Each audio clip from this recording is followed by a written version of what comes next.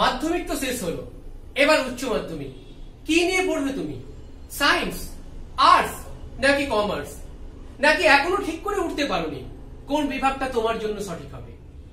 এতদিন তোমরা পঞ্চম থেকে দশম শ্রেণী পর্যন্ত প্রত্যেক ছাত্রছাত্রী একটাই সিলেবাসে লেখাপড়া করে এসেছিলে।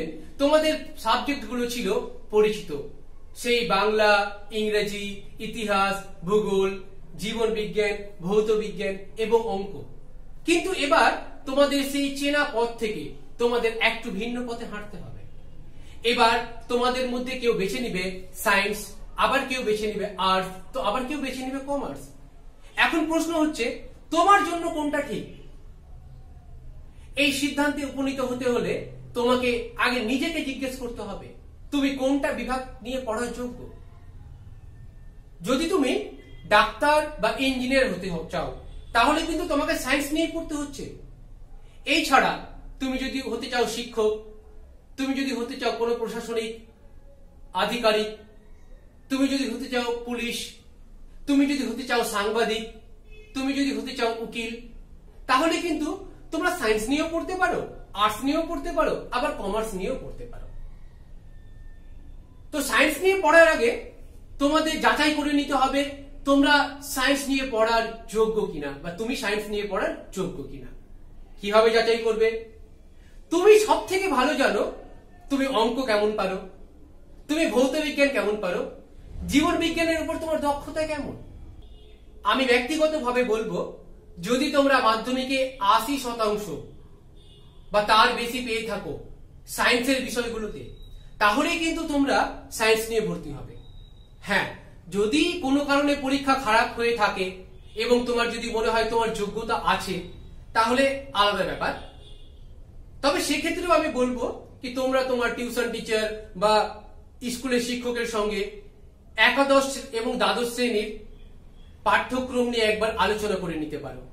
সিলেবাসগুলো একবার বুঝে নিলে তোমার সিদ্ধান্ত নেওয়া সহজ হবে তুমি সায়েন্স নিয়ে পড়বে না আর্টস নিয়ে পড়বে। গ্রামের স্কুলগুলোতে মূলত 60% বা তার বেশি মার্কস পেলে সায়েন্সে ভর্তি নেই, কিন্তু শহর বা শহরতলির স্কুলগুলোতে সায়েন্সে 80% বেশি মার্কস না পেলে সেই সমস্ত স্কুলে কিন্তু সায়েন্স নিয়ে ভর্তি হওয়া যায় না। এবার বাকি থাকলো আর্টস। আর্টস বা কলা বিভাগে তোমরা এতদিন পড়েছিলে ইতিহাস এবং ভূগোল।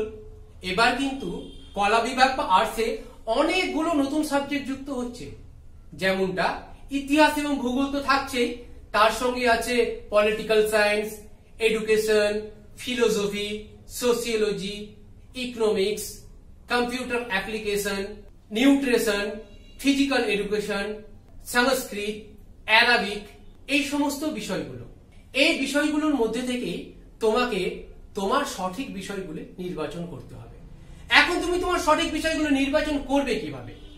দেখো, তুমি যদি মনে করো তোমার ব্যবহারিক দিক বা প্র্যাকটিক্যালে খুব আগ্রহ আছে তাহলে তুমি নিতে পারো জিওগ্রাফি, কম্পিউটার অ্যাপ্লিকেশন, বায়োলজি। হ্যাঁ, আর্টসের ছাত্রছাত্রীরা বায়োলজি নিতে পারে। যদি তুমি মনে করো না আমার প্র্যাকটিক্যাল বা ব্যবহারিকে তেমনটা ভালো লাগে না, তাহলে তোমরা নিতে পারো political science, history. Political science এবং হিস্ট্রি থেকে বিভিন্ন চাকরির পরীক্ষায় কিন্তু প্রশ্ন আসে, তাহলে তোমরা এই দুটি সাবজেক্টকে নিতে পারো। খুব সহজেই মার্কস পাওয়া যায় এডুকেশন থেকে।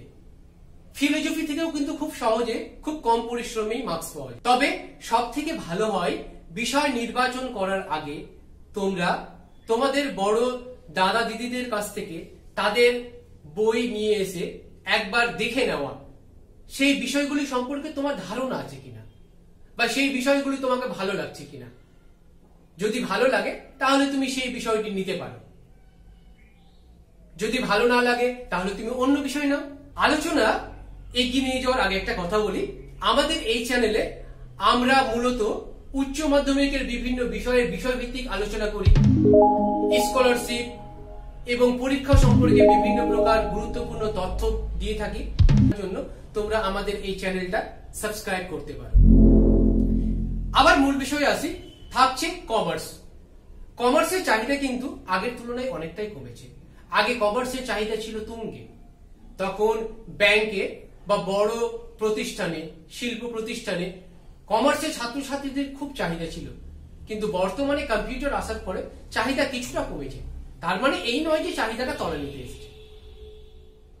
তবে সায়েন্স নেওয়ার ক্ষেত্রে একটা কথা মাথায় রাখবে, গ্রামে কিন্তু অনেক সময় যোগ্য শিক্ষক পাওয়া যায় না।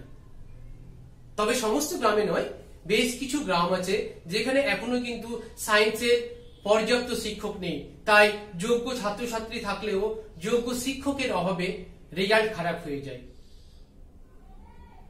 এবার আমরা আলোচনা করব ফোর্থ সাবজেক্ট নিয়ে।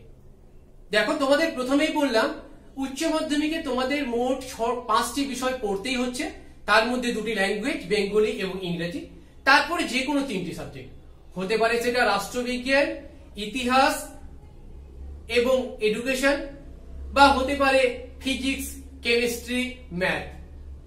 কিন্তু একটা ফোর্থ সাবজেক্ট রাখতেই হচ্ছে। তবে তুমি নাও রাখতে পারো। এখন প্রশ্ন হচ্ছে ফোর্থ সাবজেক্ট তাহলে রেখে লাভটা কি? দেখো, তোমার সেই 3টা সাবজেক্টের মধ্যে কোনো একটা সাবজেক্টে কোনো কারণে তুমি ফেল করে গেলে, তাহলে কিন্তু তুমি যদি ফোর্থ সাবজেক্টে পাস করে থাকো, তাহলে তোমার ফোর্থ সাবজেক্টটা ওই 3টা সাবজেক্টের সঙ্গে গণ্য হবে, এবং যে সাবজেক্টে তুমি ফেল হলে সেটা ফোর্থ সাবজেক্ট হিসাবে গণ্য হবে। ফলে তুমি কিন্তু ওভারঅল পাস করে যাচ্ছ। আবার অনেক চাকরির সময় দেখা যায় বা কলেজে ভর্তি হওয়ার সময় দেখা যায় বেস্ট অফ 5 মার্কস যোগ করতে হয়। তখন যদি তোমাদের সেই 5টি বিষয়ের মধ্যে কোনো বিভাগে বা কোনো বিষয়ে কম মার্কস পেয়েছো, কিন্তু ফোর্থ সাবজেক্টে বেশি মার্কস পেয়ে গেছো, তখন কিন্তু তোমার এই ফোর্থ সাবজেক্টটাই বেস্ট অফ 5 মার্কস হিসাবে যোগ হয়ে যাবে। তখন কিন্তু তোমার সুবিধা হবে। এই জন্য ফোর্থ সাবজেক্টটা নেওয়াটাই বুদ্ধিমানের কাজ হবে।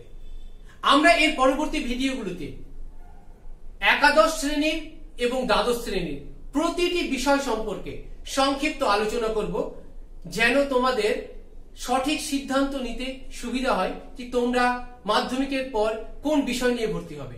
তাই পরবর্তী ভিডিও সম্পর্কে আপডেট পেতে আমাদের চ্যানেলটা অবশ্যই সাবস্ক্রাইব করে রাখো। আর হ্যাঁ, তোমাদের জন্য আজকের প্রশ্ন, ভারতের প্রথম রাষ্ট্রপতির নাম কি?